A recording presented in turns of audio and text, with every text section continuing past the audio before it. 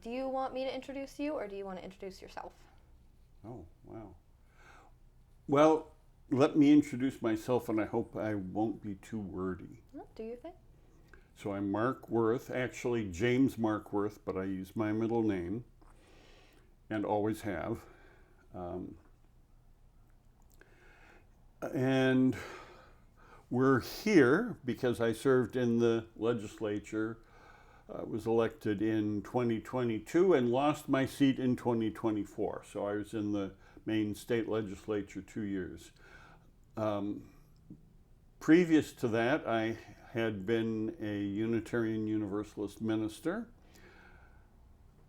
serving churches in Ellsworth, Maine, Castine, Maine, Westboro, Massachusetts, and the town of Harvard, Massachusetts, not to be confused with Harvard University, which is in Cambridge. Oh, okay. Just named for the same guy. Yeah.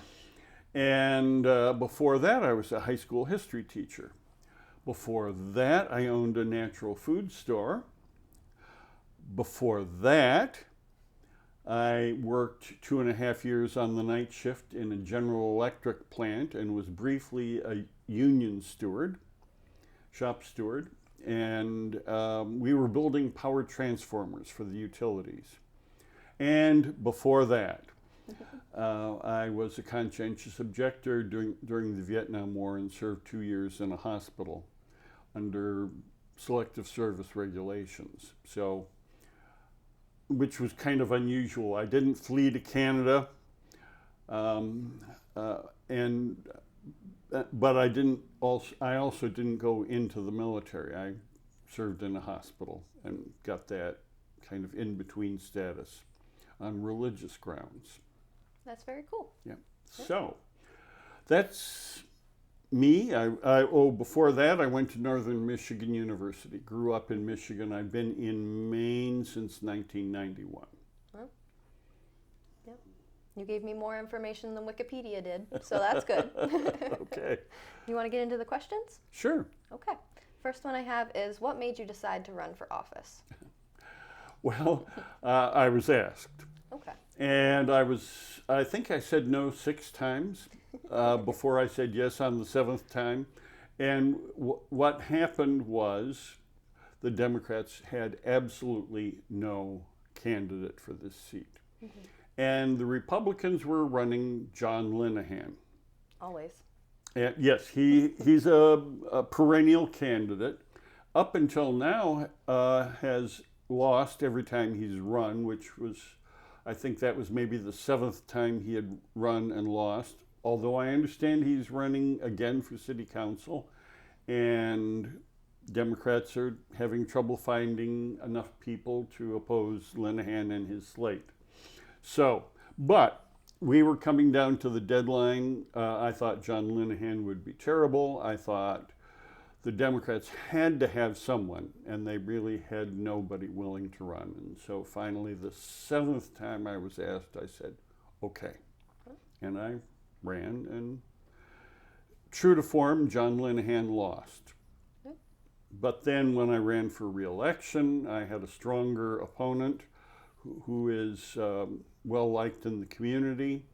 And it was also a Donald Trump year when the Republicans turned out in force, and this district leans just slightly Republican. Mm-hmm. And so I lost. Yeah. Well, you stepped up in a time of need. That was amazing.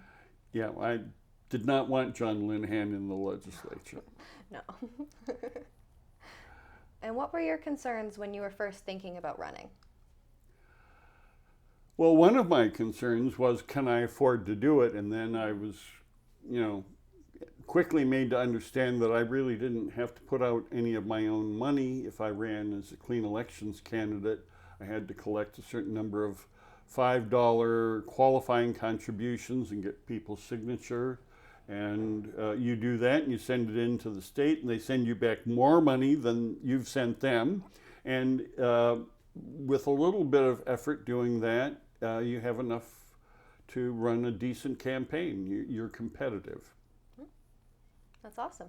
Yeah, I agree. I love that we have the main clean election. Yes, it's wonderful, and it really, that kind of thing, I wish we had that for more offices than we do. The other thing was, I really don't like going door to door asking people for their vote, Yeah. and that was another concern, but I did it.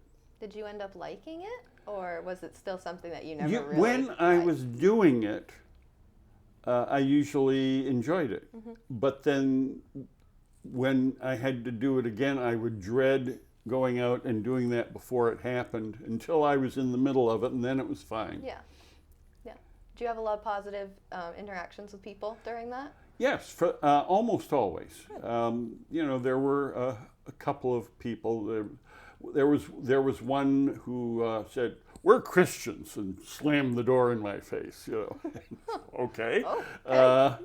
And another man who said, "You're a Democrat, horrible party," and he's behind the screen door, and I don't remember exactly what I said to him, but I said one or two things about what I believed. One thing I said was, I do believe that Democrats and Republicans can work together on certain things that we do agree on. And as I talked with him a little bit more, he said, "Well, I like what you're saying, but you're obviously in the wrong party." Huh. Okay. And that sort of thing. But most people were very positive, and were glad to have somebody come by. Also, it was good, to open with, well, when I was running for re-election, I would say to people, "I'm Mark Worth, I'm your state representative, and I'm just going around and meeting voters and asking what you think is important for us to be doing and discussing in the state legislature." A lot of people would have no idea where to begin, but some people did have opinions that they wanted to express, and they were glad to have someone come and ask them to talk about it. So had quite a few good conversations. Good. Good. What was the hardest thing about running for office? Getting myself going to go door to door. Yeah. Yeah. And other things.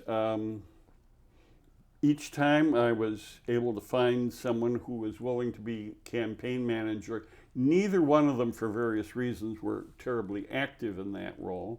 I was hoping that they would do more than they did. I had someone act as my treasurer, and that if you pick someone who likes doing that kind of thing, keeping books and filing reports, and it's not a lot of work. Yeah. Both of the people, it was a different person each time, and they were both glad to do that.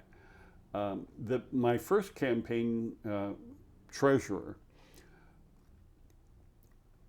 was actually having chemotherapy for cancer. Oh, wow. And I said, "Are you sure you want to do this?" She said, "I won't be feeling sick every day. And this will give me something to do on those days when I'm feeling good." And she said, "I want to do this." And she was a terrific treasurer. Unfortunately, she died before the next go-round, so I found a different treasurer I'm sorry. who was not having chemo. Yeah. And these were people that you picked out of your personal life? People who I knew. Okay. Yes. Actually, both of them, because I've been a Unitarian Universalist minister, both of them had been church treasurers. Oh. And so I said, "Well, who do I know who has done this kind of thing?" And I thought, there's so-and-so who was a church treasurer, and maybe she'd be willing to do this. Sure enough, each time people quickly said yes. Would you consider that a big part of doing your campaign is building your team, like a strong team of your people?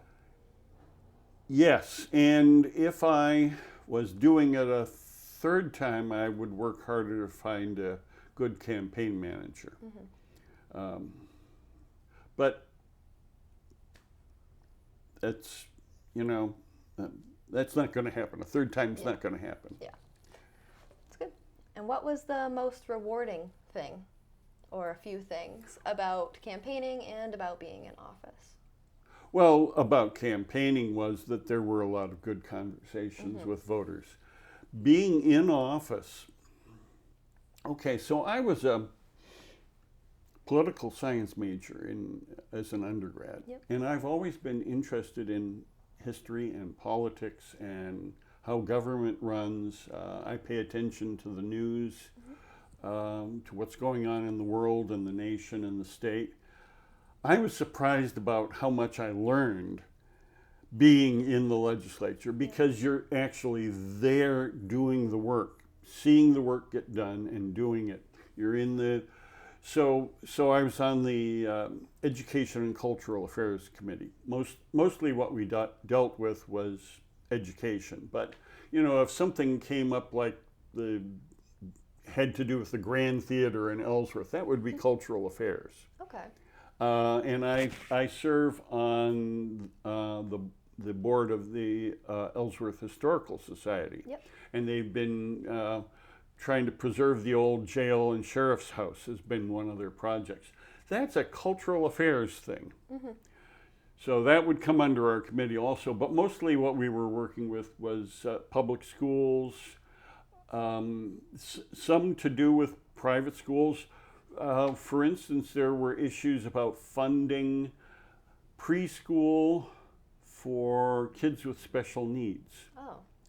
And the state really wasn't doing its share of that kind of funding, and parents were getting desperate that all of these preschools were closing down because there wasn't sufficient funding to pay the personnel.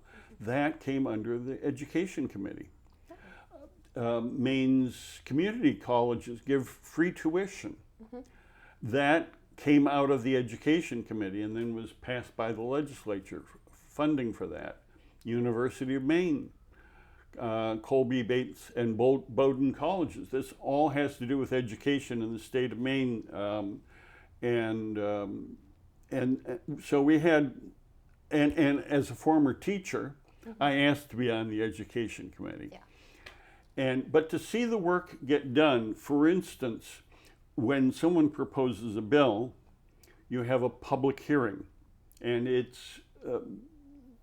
you can go on the internet and you can find out what bills are coming up, and if you are interested in that particular bill, you can go and testify.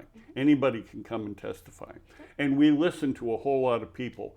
When we were in the middle of COVID, and there were some bills about whether or not people should be vaccinated in the schools, who are teaching or students or whatever. So that brought out a whole host of people. A lot of people wanted to talk about that. I bet. And then we listen. We ask questions if we have questions of those particular people. But we do a lot of sitting and listening because it's our job to hear what the public is coming to tell us.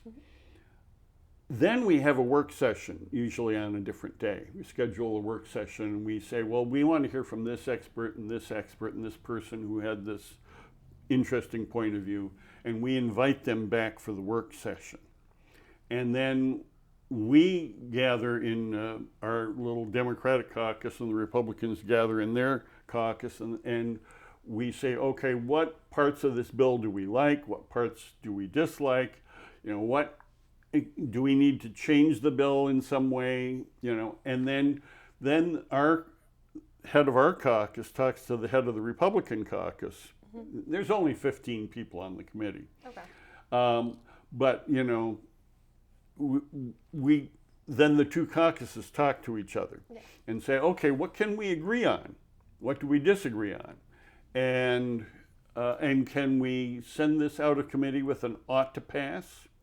Or do we kill it with an ought, or do we send it out with an ought not to pass? We kill it if we have a unanimous ought not to pass. That kills it. It just dies in the legislature at that point. If all the Republicans and all the Democrats on the committee thought it was a bad bill, there's really not any reason for the whole legislature to debate it. Yeah. On the other hand, if it comes out with a unanimous ought to pass, it just goes under the gavel in the House of Representatives as a pass. Oh.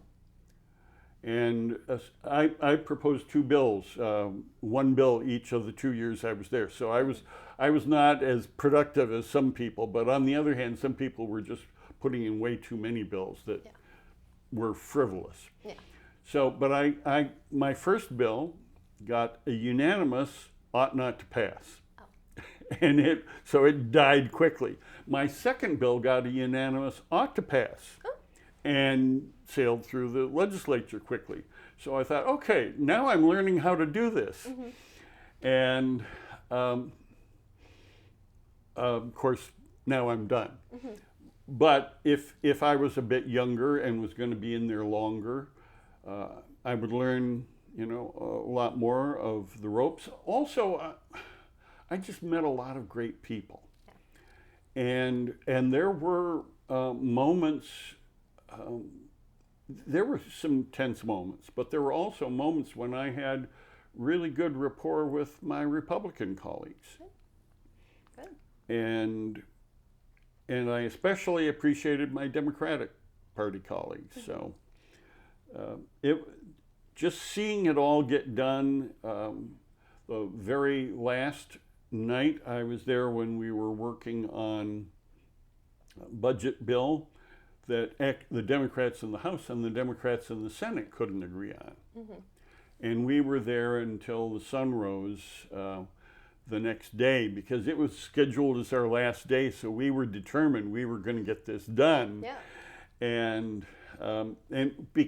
because there's also all of the staff, and they weren't going to be paid after that. Oh. We're scheduled to be done, and we're budgeted to be done. Got to figure it out. And we've got to figure it out. So we're going to stay here till we get this budget done. Yeah. And we finally did. But I remember seeing the sunrise the next day, and I thought, wow, that was a long night. Wow. Because when the House was, we only had the one thing at that point, just the budget. And when the House was debating the budget, the Senate had nothing to do. And when the Senate was debating, the House had nothing to do. So we had quite a bit of time sitting around waiting for the other branch of the legislature to get done with what they were doing. And because the Democrats controlled both houses and were very likely to vote together, the Republicans had nothing that they could do at all except debate and keep us there longer. And so all of that fed into that evening and helps explain why we were there until sunrise. Okay. That's not a regular thing. But that was just the special. That's not a regular thing. Good. No, that was just that one time. Yeah. Just one special day. Yes. We did have a couple, as you're getting near the end of the session, we had a couple of other very long sessions. But for the most part, I got home at a reasonable hour, or if I was going to be in session, if we were going to be in session all week, I would stay in Augusta. We got reimbursed for motels and for mileage. And it was it didn't make us rich, but it was a reasonable reimbursement. And so I might be staying in Augusta overnight because it's 2.5 hours each direction. Yeah. And especially after my wife had died, there was nobody to go home to. So why drive 2.5 hours home and then drive back 2.5 hours or, about that the next day when I could just stay at a motel in Augusta and get reimbursed. Yeah. I've kind of done this, but would you give me like a picture of what a day in the life of a Maine State Representative is like? Okay. Like a random Tuesday. Sure. So we would start at 9 o'clock. Okay. At 9, we're scheduled for a caucus. The Democrats would meet in a committee meeting room, but it's our caucus room for that time. And so that's the first thing, 9 to 10. And what happens is we go over what the various bills that are going to come to the floor that day are. And so let's say this bill comes out of the Judiciary Committee. The chair of the Judiciary Committee is going to speak to the whole caucus about the bill and why the Democratic members of the Judiciary Committee voted the way they did. Now, maybe there were some Democrats who disagreed with other Democrats, and maybe they didn't all vote for the bill or didn't all vote against the bill. So those individuals who had their own concerns might speak to the caucus and say, well, the reason I voted this way was because of these points, and these were my concerns. And so we can tell what, there's a schedule that tells us what's going to come up in the bills. Okay. But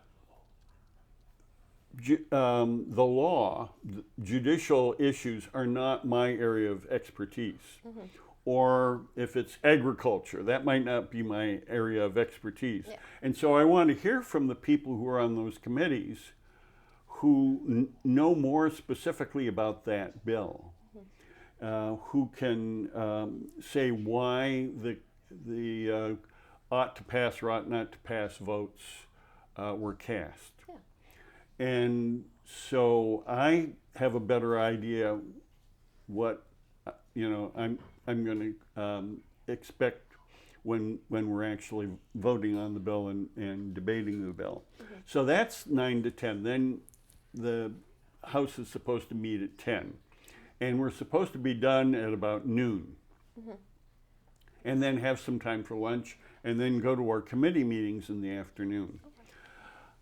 It was hard to keep on schedule. Yeah, sounds like it. Yeah, because first of all, that 9 o'clock caucus, well, the House leadership met before that. They were meeting at 8. Okay. And if their meeting runs over, then they come into our caucus late. We start our caucus late. Yeah.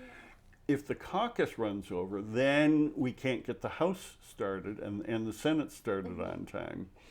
And sometimes these meetings bumped into each other and we're running a bit late all day long, and maybe our lunch hour gets considerably shortened. Yeah. So that was often an issue. But then the legislature starts off with a little bit of ritual at 10 o'clock. We have the Pledge of Allegiance and the Star-Spangled Banner. And the Star-Spangled Banner, it may be actually occasionally a member of the legislature would sing the Star-Spangled Banner. That was rare. That's cool. More often it would be a choral group from somewhere. Okay. Or the middle school band from some school. Aww. And someone, it's a violin and viola playing the Star-Spangled Banner, a little duet, which was kind of fun to see all these different people come in. And there's also a prayer, and who might be Catholic priest, mainline Protestant, a rabbi, fundamentalist, of some sort. Yeah. I think we had a Baha'i a couple of times. Wow. So they're invited by certain legislators. I could say, oh, there's someone from my district I would like to invite to come and give the prayer. And you sign them up for a certain day, so there were a variety of different people doing that, and some you just kind of stand there and, well, this isn't exactly what I would have said, but it's not my day to do that, Actually, I've given the prayer once myself. So I'm retired clergyman. Yeah. And then we start supposedly getting into the business of the legislature after this little bit of ritual at the beginning. But then we're often honoring guests who are up in the balcony, and so and so is retiring from their business after 40 years in in Wiscasset, and we all stand and turn and applaud for them, and that sort of. So we go through this kind of ritual. And then finally, we start getting to the bills that are being discussed and debated that day. So we want to get out of there so we have some time for lunch before we go to our committee meetings. Yeah. The work builds up during the year. When in January, when bills are still being written and discussed in committee, there's less work for the legislature to do because the bills aren't ready yet. Yeah. And as we get to the end of the year, we're working harder, longer hours because that number of bills has built up, and now we've got to deal with all of them. Mm-hmm. And so in January, there's a good deal less work to do than in April and May. Okay. Good. That makes a lot of sense. Thank you. Mm-hmm. What surprised you about running for office and then serving as a Maine rep? One of the things that surprised me was both how we did get along and did not get along between the two parties. Mm-hmm. I mean, there are some independents also, yeah, but they will either caucus with the Democrats or caucus with the Republicans. They get to pick. Yeah, they get to. If you're an independent, you get to pick who you caucus with. Like cool. Bernie Sanders in the U.S. Senate mm-hmm. is an independent, but he caucuses with the Democrats. Yeah, and we have a few independents in the House also, in the main House, but there were some tense moments when on the floor of the legislature, some people got upset and angry. But there were also times when we were extremely cordial with each other. And thinking of things that surprised me, the orientation. So we had some rules that I didn't know about beforehand. And each state legislature is going to set their own rules around things like this. We had a dress code. Okay. Men wore sport coats and ties or suit coats and ties. Women could wear business suits or skirts or dresses. Neither men nor women could wear blue jeans. Okay. And the first or second day that we were meeting, when I had just started, another legislator, a woman, who I think very highly of, mm-hmm. but she showed up with blue jeans. Oh. And the clerk, who is an employee of the legislature, very gently told her, "Don't do that again." Okay. Yeah. And who's the U.S. senator from Pennsylvania who shows up in shorts? Can't think of his name. Fetterman, yes. So he could not do that in the main House. Yeah. We also the clerk, when we were getting our orientation, said, "Have all of you watched at some point or another Question Time in the British Parliament?" Okay. And they shout out all this stuff. We do not do that. Huh. When someone is talking, you don't talk over them. You don't say anything. You let the person talk. Yeah. And also, you talk only to the bill that is at hand. You can't say, well, I'm for this bill or I'm against this bill because there's another bill that's going to come up that's going to do such and such. You only talk to this bill. You address all of your remarks to the Speaker of the House. Okay. You don't look over at some Republican colleague and say, "Oh, Jane Doe over here, I believe blah blah blah." You say, with us, it was Madam Speaker, Please remind the Republicans that such and such. Okay. Or, Madam Speaker, I would like my colleagues to know blah, blah, blah. And so that was something I had to learn. That was something I forgot the first time I made a speech. I also didn't make a lot of speeches. Yeah. There were some people who you could count on always talking on any topic, whether they knew anything about it or not. Okay. Time.